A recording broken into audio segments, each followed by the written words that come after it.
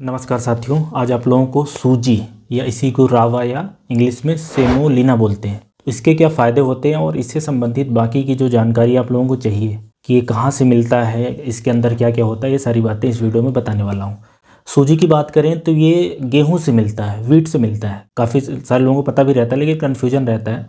तो आपको बता दूं कि जो सूजी है ना, ये बनाने की प्रोसेस ऐसी है कि जो व्हीट है, गेहूँ है, उसके 3 हिस्से होते हैं मोटे तौर पे। एक ऊपर वाला हिस्सा जिसको ब्रान बोलते हैं या हिंदी में उसको चोकर बोल सकते हैं। फिर जो सबसे बड़ा हिस्सा होता है उसको एंडोस्पर्म बोलते हैं, जिसके अंदर स्टार्च होता है जो सफ़ेद कलर का होता है, जिससे मैदा बनता है। और एक जर्म वाला हिस्सा होता है जहाँ से जर्मिनेशन की प्रोसेस होती है। तो ये जो सूजी होती है, जो अंदर वाला एंडोस्पर्म वाला हिस्सा है जहाँ से मैदा बनता है, वहीं से ये भी बनता है। तो कहने का मतलब है कि सूजी और मैदे में ज़रा सा अंतर है। अगर एंडोस्पर्म को बिल्कुल पीस दिया जाए, बारीक पीस दिया जाए, तो उसको मैदा बोलते हैं। और अगर वो थोड़ा सा हल्का ग्राइंड किया जाए, मतलब थोड़ा थोड़ा फाइन ग्रैन्यूल्स रहे, छोटे छोटे टुकड़े रहें, तो उसको सूजी बोलते हैं। और ये काम मशीन के द्वारा होता है, मतलब बड़ी मशीन लगती है इसमें, ऊपर की लेयर हटाना फिर पीसना। इसलिए सूजी की जो कीमत है थोड़ी महंगी रहेगी, मतलब आपको ये 90 से 100 रुपए के आसपास मिलेगा। और यहीं से ही कन्फ्यूजन आता है कि जो पैकेट बंद सूजी वगैरह आती है उसके अंदर तमाम तरह की चीज़ें लिखी रहती हैं कि इससे ये फ़ायदे होते हैं, इससे ये फ़ायदा होता है, डाइजेशन के लिए अच्छा है, कैल्शियम के लिए अच्छा है, फाइबर वगैरह होता है। तो आपको बता दूं कि जो चीज़ें गेहूं के अंदर होती हैं एंडोस्पर्म में, वही चीज़ें सूजी के अंदर होती हैं। तो ये जस्ट लाइक ऐसा है कि आप ये समझें कि जो व्हीट फ्लावर होता है, जो गेहूं का आटा होता है, अगर क्वालिटी वाइज देखा जाए तो उससे भी इन्फीरियर अपन मानेंगे सूजी को, खाने के न्यूट्रिशन के हिसाब से देखा जाए। क्योंकि होता क्या है कि ऊपर वाला जो ब्राउन लेयर है वो हट गई है, तो उसी में ज़्यादातर फाइबर और जो मिनरल्स होते हैं, calcium, iron, magnesium, potassium, sodium, zinc वगैरह, वो सारे उसी के लेयर में ज़्यादा होते हैं, बाकी हिस्से में कम होता है। तो अगर सूजी को अपन कैटेगराइज करें कि कितना हेल्दी है, नहीं हेल्दी है, अगर पीस दिया जाए तो उसको होल व्हीट फ्लावर बोलते हैं। और अगर ऊपर की लेयर हटा के छोटे छोटे टुकड़े किए जाए तो सूजी हो जाए, और ऊपर की लेयर हटा के बिल्कुल पीस दिया जाए तो वो मैदा हो जाता है। तो ये बताने का मकसद है कि ये कोई हेल्दी आइटम नहीं है। अच्छा, इसमें इंपॉर्टेंट बात ये है कि सूजी का यूज हम तभी करते हैं, ज़्यादातर ऐसे ही खाने बनते हैं जिसमें जैसे हलवा है या लड्डू, मतलब अगर सूजी के अंदर शक्कर डाल दिया जाए या बहुत ज़्यादा इसमें घी, बटर, तेल, इस तरह का कुछ डाल दिया जाए, तो इसकी जो न्यूट्रिशनल वैल्यू है ना, वो मैदे से भी ख़राब हो जाएगी। मैदे की रोटी खाते हैं तो उससे भी ख़राब हो जाएगी।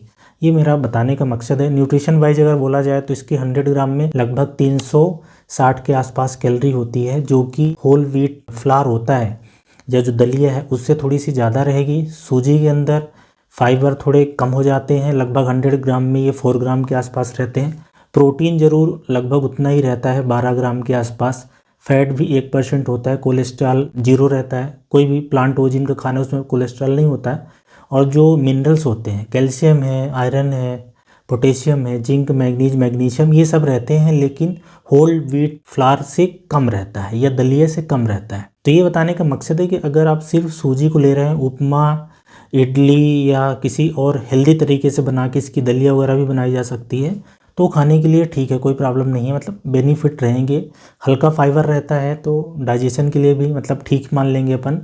और मिनरल्स वगैरह मिल जाते हैं, कुछ विटामिन है जैसे कि vitamin B1, B2, B3, B5 है, B6 है, फोलिक एसिड है। ये गेहूं के ऊपरी वाले हिस्से में छिलके में काफ़ी होता है, तो सूजी के अंदर भी रहता है लेकिन उससे थोड़ा सा कम रहता है। ऐसे ही जो जर्म वाला पोर्शन होता है वहाँ पे विटामिन E और विटामिन A थोड़ा पोर्शन में रहता है, तो वो इस सूजी में नहीं रहेगा। मेरा बताने का जो मेन मकसद ये था कि काफ़ी सारे लोगों को डाउट रहता है कि कहाँ से मिलता है और इसके अंदर क्या होता है। काफ़ी सारे लोग इसको आटे से भी अच्छा मानते हैं, ज़्यादा हेल्दी मानते हैं। मतलब ऐसा अगर कैटेगराइज किया जाए गेहूं के जो भी प्रोडक्ट बनते हैं, तो सबसे अच्छा दलिया है। चोकर वाला आटा होता है या ब्रान वाला आटा बोल सकते हैं, जिसको हम लोग गेहूं को पिसवा के आटा बना ले। उसके नीचे फिर ये सूजी आएगी और सबसे नीचे मैदा आएगा। मैदे के अंदर क्या होता है कि और प्रोसेस करी जाती है, कई बार उसकी ब्लीचिंग करी जाती है उसको और सफ़ेद करने के लिए।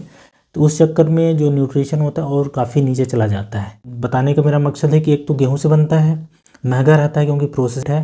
न्यूट्रिशन मैंने बता दिया है कि ये बीच बीच का है, ना तो बहुत अच्छा है ना बहुत बेकार है, ठीक ठीक है। पर अगर इसमें आपने शक्कर बना के खाया या तेल या घी, बटर डाल के खाया तो फिर ये ख़राब हो जाएगा। अच्छा, इसकी जो गेहूं होती है उसकी भी क्वालिटी आप पैकेट पे लिखा रहता है कि जो हार्ड किस्म का जो व्हीट होता है, स्पेशली सेंट्रल इंडिया में, मध्य प्रदेश वगैरह में ज़्यादा उगाया जाता है, तो उससे बनाया जाता है। तो आप अगर न्यूट्रिशनल लेवल भी देखेंगे तो ये मेरा बताने का मकसद है कि ये सूजी के बारे में जो इम्पोर्टेंट इन्फॉर्मेशन है वो मैंने दे दी है। तो अगर आपको मोटापा या कोलेस्ट्रॉल कम करना है, ट्राइग्लिसराइड कम करना है, या डायबिटीज़, बीपी, ये सारे लोग खा सकते हैं, लेकिन क्वांटिटी कम हो और बनाने का तरीका ज़्यादा इम्पोर्टेंट है। तो इससे संबंधित जो भी इम्पोर्टेंट जानकारी आप लोगों को जाननी चाहिए या जानने की कोशिश करते हैं वो सारी मैंने बता दी है। धन्यवाद।